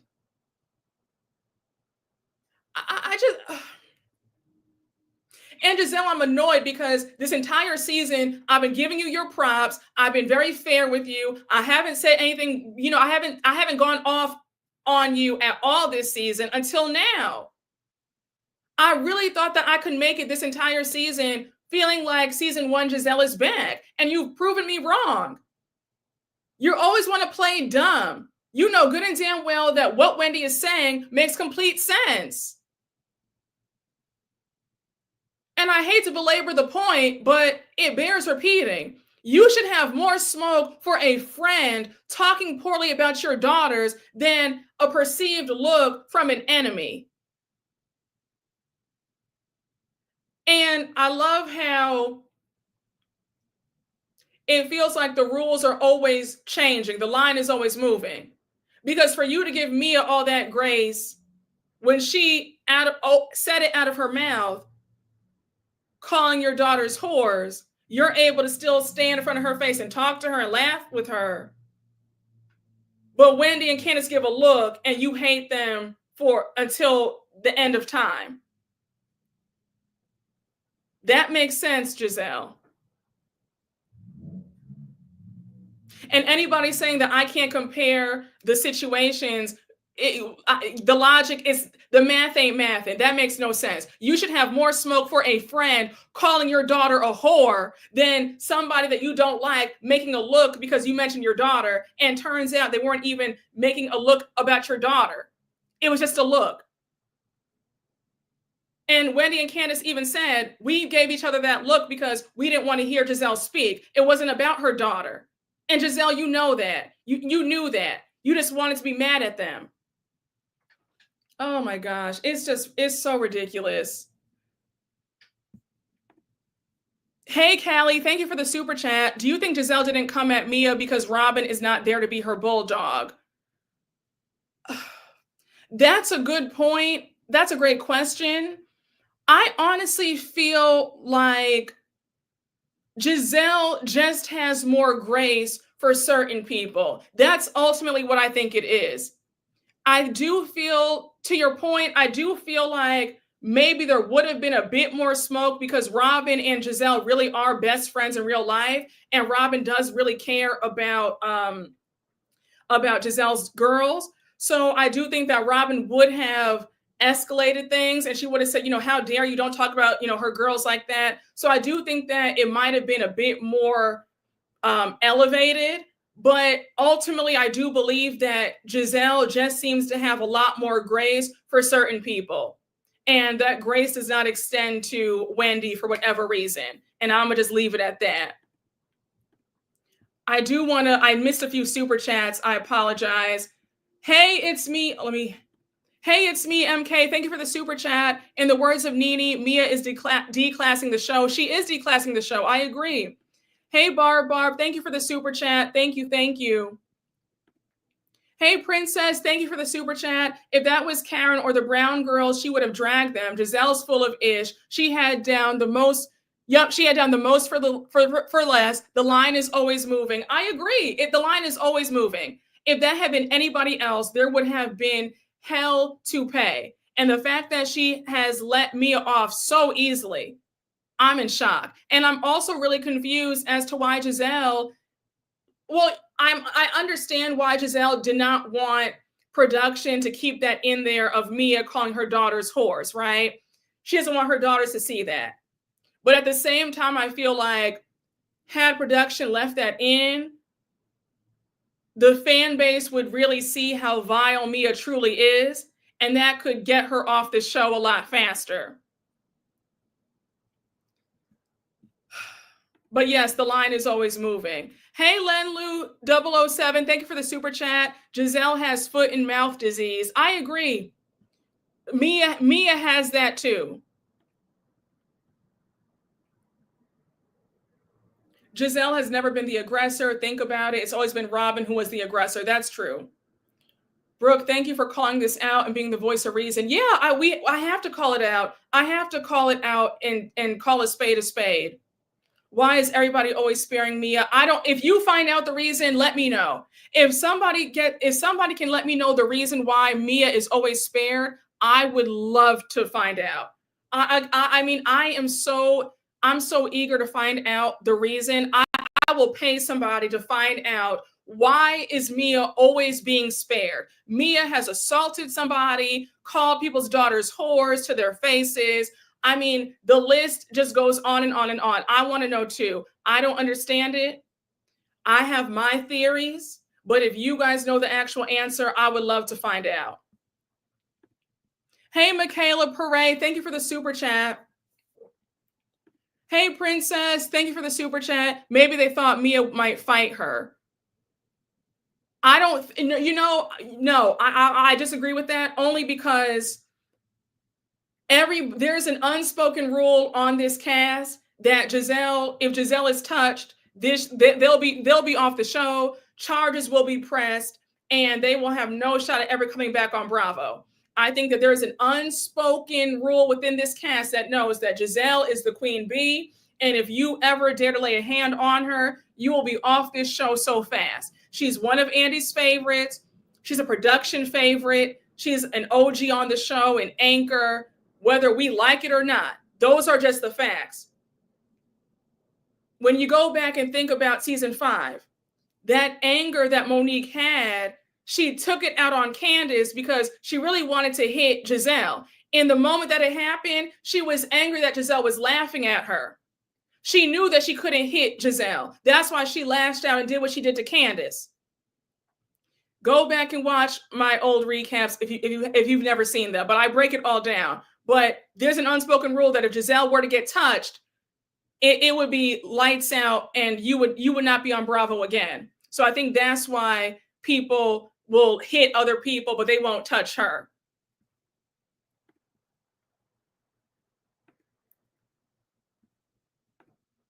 I feel like I'm missing super chat. Oh, okay.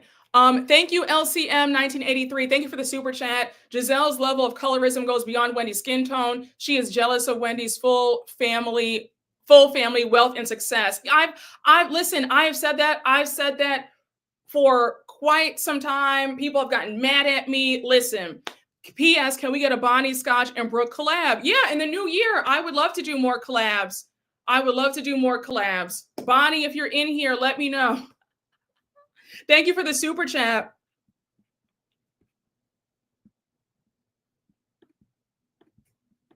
Did I miss anything more?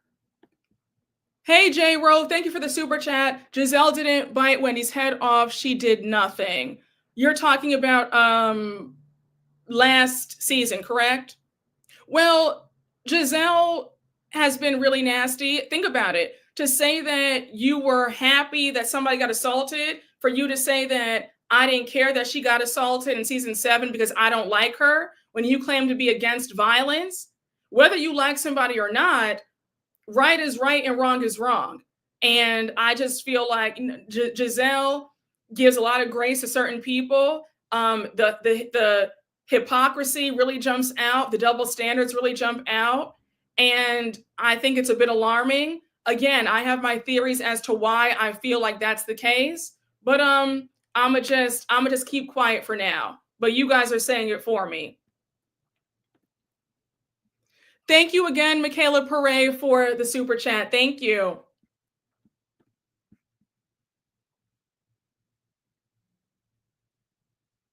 Jazelle laughed at Wendy for having a drink thrown at her. Yes, she did. She did. Jazelle needed 3 episodes to respond to Mia about boys being snuck in. Jazelle had no retort for Mia. That's why the footage was pulled. I truly think they brought Mia in to neutralize Candace. That's why that side let her lie and be a mess. I can see that. Jazelle is getting some much deserved karma. Who will come at you via your kids? Hey, Mel Penn, thank you for the super chat. Jazelle tried to ice Wendy out for 2 seasons. She did. We know that's a fact. That was clear. Season 8, last season, was clear that it was an ice out. It was clear. I feel like if the fans had not been on Wendy's side so hard, I could have seen them firing Wendy. I think because they got so much backlash. The Essence article, I feel, is a huge reason why Wendy is still on. Because had that article not come out about them noticing the colorism on this show and the treatment towards certain cast members, I just have that funny feeling that Wendy might have been fired. Because the ice out was clear, them having NECA on to destroy Wendy. I mean, just a mess. So we have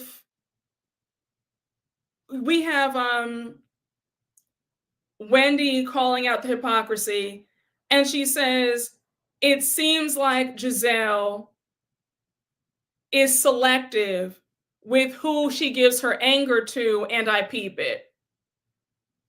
And Wendy, we peep it as well. And we've been peeping it since season 6, 7, 8. We've noticed it for quite some time. Yup, had they fired Wendy, I wouldn't watch. Yes, exactly. So now Karen says to Mia, what if one of us said something about your child? So now Ashley jumps in saying, at the GNA event, you expressed a lot of things about your situation. You got very emotional. Then on Instagram, we see you talking about Happy Father's Day, Mr. Ink. We just felt a kind of way. Jacqueline, we don't need you jumping in to defend your lover, friend, like whatever you and Mia are.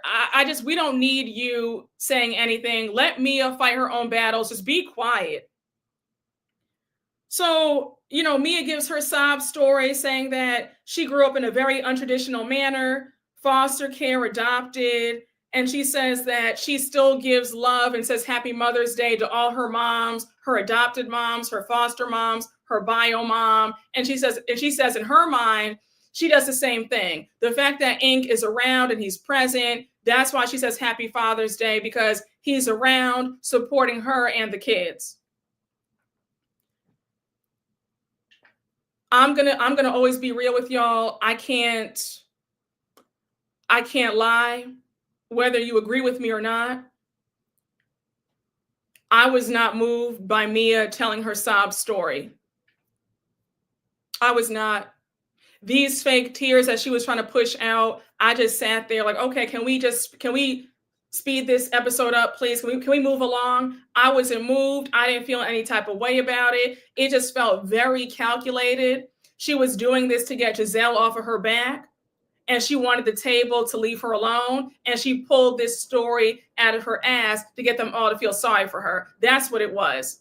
I was unmoved. Yeah, exactly. Those crocodile tears. Listen, when I'm crying, I am crying.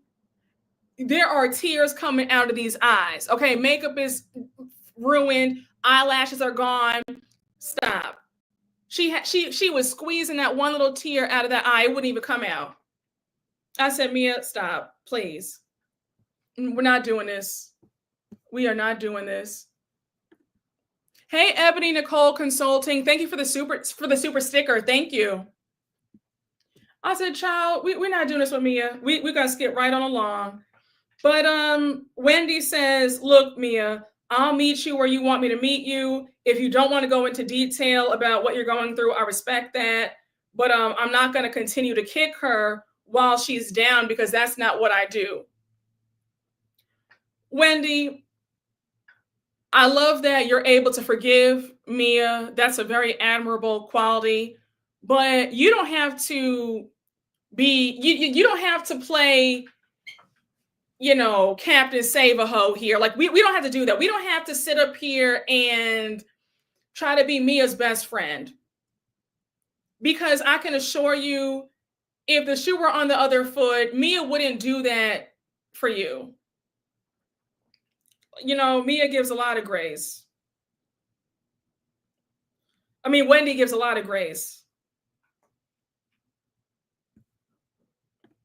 Hey, Princess, thank you for the super chat. No, Brooke, you're right. I'm trying to rationalize why Jazelle had no smoke for Mia. I watched you since Mo's fight. I assume maybe colorist and can't fight. I don't know. I miss Candace. I'm glad she didn't come back. They didn't deserve her. Yeah, listen, let me tell you, Candace, I'm glad that she took the time off, because I would not want to see her pregnant. That's a very vital time. You need to be in a good headspace. I would not want to see a pregnant woman having to fight for their lives against lies and all that. So I'm glad that she took the time off to leave, focus on herself, her family, her baby. If Candace does come back, I want her to come back maybe season 12. Her baby will already be like 3 then. Come back around then when she's all settled in. And so the mommyhood, she can adjust. Some time has gone by. Maybe her and Jazelle can have a conversation. Who knows? But I'm just so glad that she did not come back, because toxicity and pregnant, that's not a good mix. And I would not want that for her. We would all be stressed out.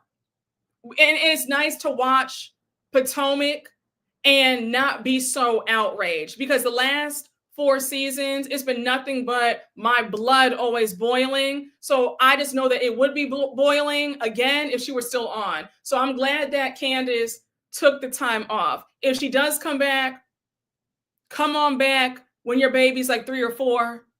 Maybe if Jazelle is gone, come back then. Yeah, they would not have respected her pregnancy, and they would have put her at risk. I agree. I don't want Candace to come back ever. Don't do it. It will hurt her marriage and her motherhood. Candace better not ever sit down with Jazelle. Child. Listen, well, here's my thing, right? The only thing is, though, on these shows, there has to be some sort of resolution. So if Candace were to come back and Jazelle is still on the show, the fans, the castmates, the group dynamics, they would need to have a conversation. Like there's just no way around that. You know? Candace's pregnancy would have been fodder for them. It would have. Candace's marriage will be on the rocks. She comes back on the show. Those women won't stop until they ruin her life. I agree.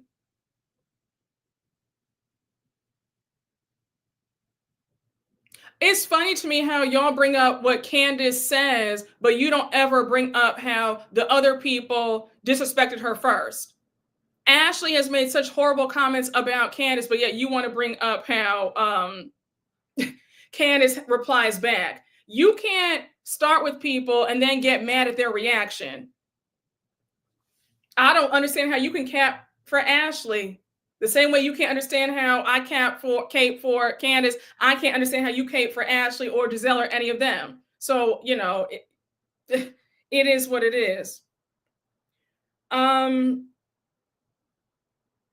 yeah, the dinner is pretty much over.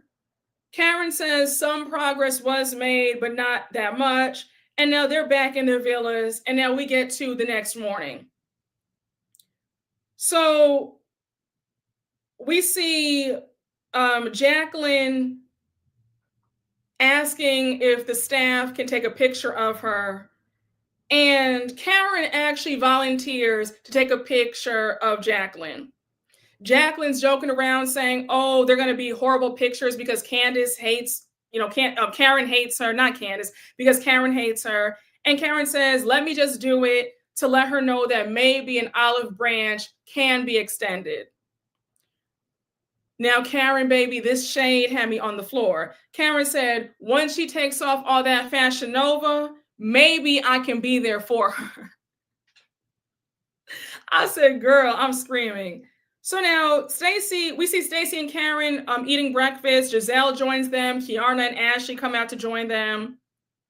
We have Wendy coming out with gift bags for all of them, and she's giving them the rundown of the day. Now, I thought it was cute because in the gift bags, she had a Stanley cup in there for each of them, and then she also had some Panamanian rum.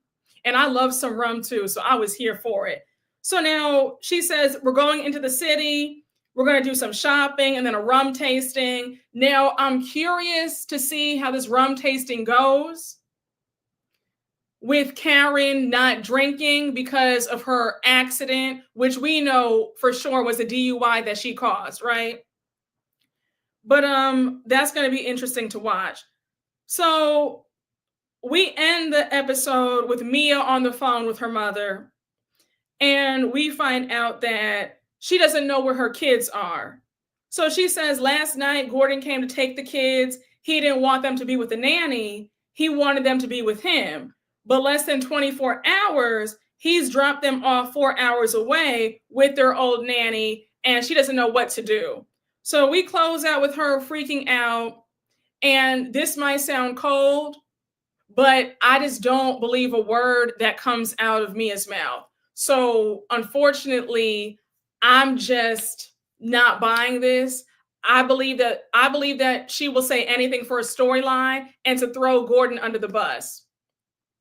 They were probably with Jacqueline.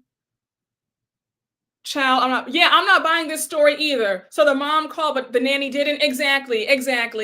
Listen, child, I don't believe it either. I don't believe it either. Mia is I just rolled my eyes. I don't believe this.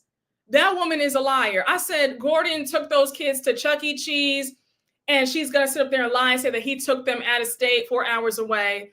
I don't believe a word. That woman is a pathological liar. Okay. But I unfortunately, this is all I had to say when that last scene came on, because Mia is a stunt queen. I didn't feel any way about it. Those kids are probably safe and sound, having pizza with Gordon, eating some Domino's at the apartment, and she's lying, saying that he took them away. Stop. Please. She makes it seem like Gordon is crazy. They're his kids too. Exactly. The truth ain't in Mia. It's not. If it's true, that would piss me off too. But knowing Mia is not true. I trust Gordon more than Mia. Hey, Florida Rain 6, thank you for the super chat. Well, in the words of Candace, Mia be lying. Yeah, she does lie. Big old liar. So I bet she'll let him watch their children to go out with ink. Exactly. Mia is building a case on Gordon with these televised lies. But Gordon was perfectly competent when he had money for Mia to spend. Mia, please. Yeah, clock it. I think Gordon took those kids from Jacqueline's sister's house. He didn't want his kids with her. Trying to look like a concerned mother after her mothering is being questioned. Yeah, that's all it is. It's all a show. It's all a stunt and a show. Mia trying to make Gordon look bad, not working, baby. Don't feel sorry for Gordon. He left his wife for Mia. Yes, no, you're right. Let's talk about it. Let's talk about it. I don't have too much sympathy for Gordon either. He wouldn't be in this boat. Mia is his fourth wife. He was sitting up there bragging, season 7, talking about, he left his wife for Mia. He was bragging about how him and Mia were going to Miami. They were having sex on the beach while he was still married to his wife.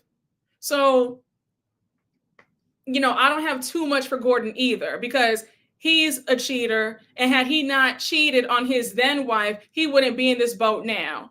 So, yep, none of these people are innocent. I know Gordon's ex is hollering. And you know that Gordon has 7 kids. He has 5 grown children. And then he has the 2 with Mia. So I wonder what his grown kids have to say. Because he has, 3 ex-wives and 5 grown children. Well, 5 grown children and then 2 little kids with Mia. A mess. She's his 3rd or his 4th wife. This show loves the number 4. 4th wife, 4 homes, 4 degrees. Yes, child. He has 5 adult children with his previous wives.